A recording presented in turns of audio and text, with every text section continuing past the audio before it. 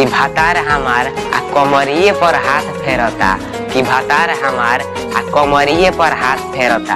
आए सखी आरतिया खनावेला तेजिया पर तो दोनों बैलून धरता।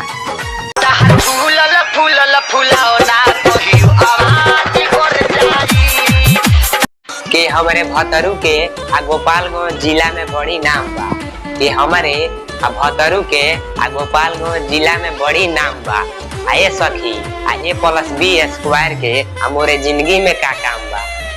देसी भातार बावे देसी फॉर्मूला, साया साड़ी नाच देला झूला, लालका से हालका चिलैनी धरेला, पिया खोइनी खाके डाले सबे चैनी धरेला।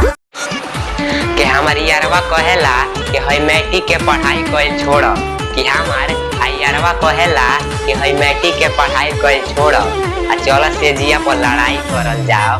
आए करे जा आ शादी के बाद दिक्कत ना होई। 2:30 बजे देहिया खोजे तोर लड़ा